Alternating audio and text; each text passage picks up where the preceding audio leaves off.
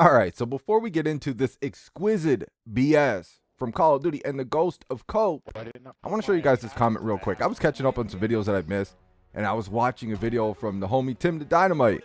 I was going through the comment section, and I seen this comment. I thought I wanted to share it with you guys for a second because it's kind of funny. I see comments like this all the time, man. They peer pressure you into this shit. But check out this comment from this little nerdlet. All you skin haters are just trash players. Accept it. You mad because you can't aim. They really be out here, like, they try to peer pressure you to buy skins. They're not making any money from it. All they do is play the game. They don't even make any money from it. But they out here, like, they call you broke boy and shit if you don't buy skins. Now, apparently, if you're a skin hater, it's because you're a trash player. You can't aim. You hate the skin. You hate $30 skins in a full price game. With seasonal battle passes, black cells, and the whole nine. They paying for audio. You paying for everything in this joint. All you skin haters, it's just because you're trash at the game.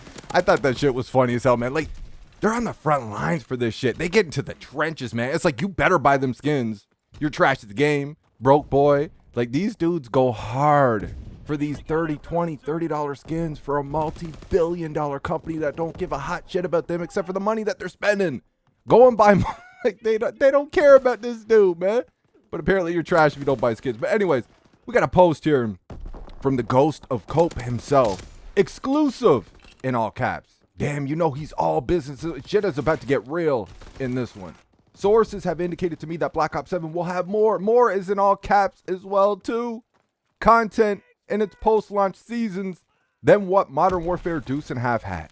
The current plan, according to sources, is for Black Ops 7 to have a lot in all caps as well of content in seasons 1 through 4 and then taper off to give Activision time to push Modern Warfare 4 marketing very hard. Treyarch earlier this year had pulled some of the planned Black Ops 6 post-launch content and has pushed it to Black Ops 7 so they can repurpose and reskin. Treyarch and Raven, etc., are being told to leave nothing on the table for Black Ops 7 and Warzone because the engine upgrade for Modern Warfare 4, which has been told to me to be very significant, would require those assets to be heavily reworked. Finish everything and release it before Modern Warfare 4 is the current agenda at Treyarch and other studios. All right, so looking at this post, does it really look like it's coming from a leaker? It more looks like it's coming from somebody who works over there at Activision or Treyarch or Raven. So somebody under the Call of Duty umbrella, right? And I'm not the only one who feels like this. We got Rock and Chop. He quote tweets this. How much did they pay this guy? And there's a gang. I'm not going to show you guys all of them, but there's a gang of replies in there where people are saying, yeah, it looks like you're being paid, right? Because it does, though.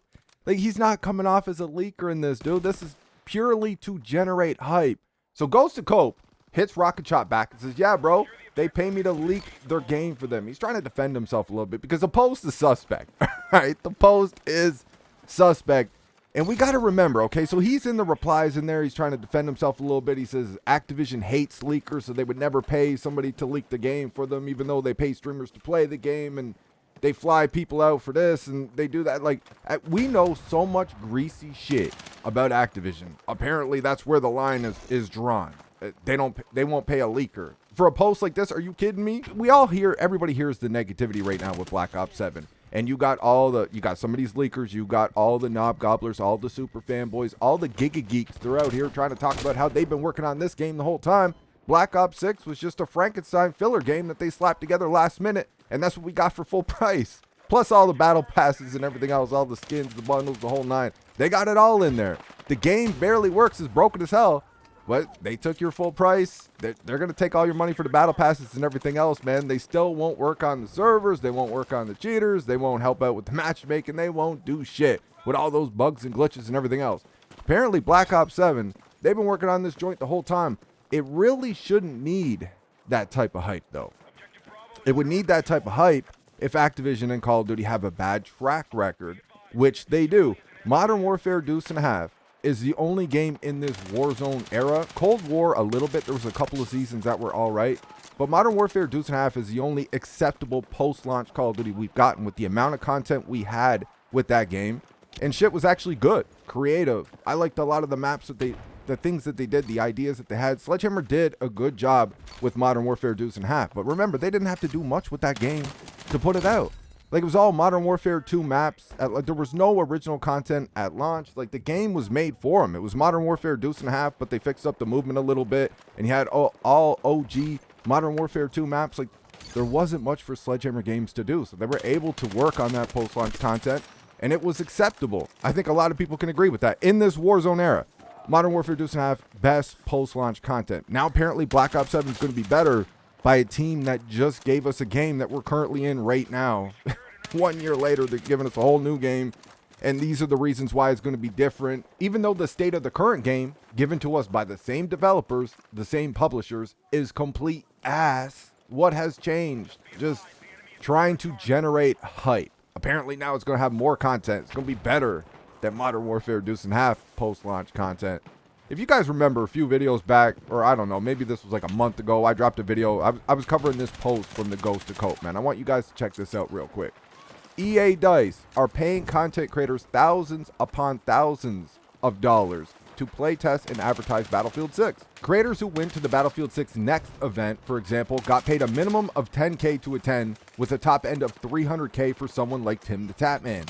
Anyone who's had active involvement for months and is actively playtesting their Battle Royale is regularly getting paid big bucks. COD, on the other hand, has not done this for Black Ops 7 outside paying for travel so far. Be very wary of who is hyping this game up and what they gain from it. Yeah, I agree, bro. Interesting that he used those words for this Battlefield 6 post, right? When he's talking, like, yeah, you need to be, what people are saying about Battlefield 6? Yeah, you need to be very wary of that, man. You can't trust these people. They're being paid.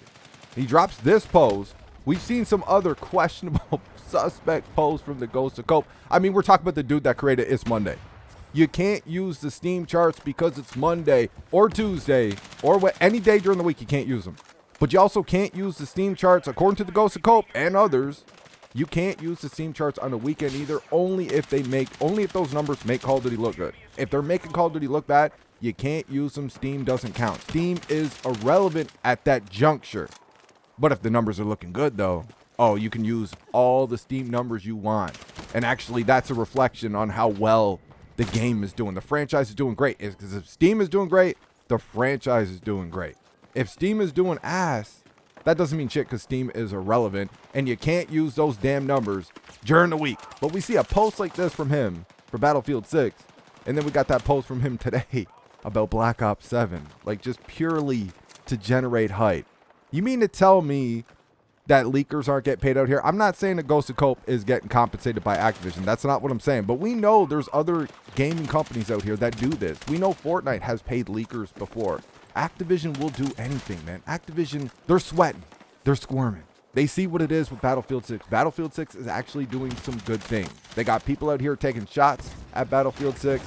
They're talking about their game being too big to fail, but they're making these changes that we've already talked about in a few different videos. They're backtracking on some things, like things that they would have never done before. If Battlefield 6 wasn't coming out this year, I don't think we would have seen the changes that we've already seen.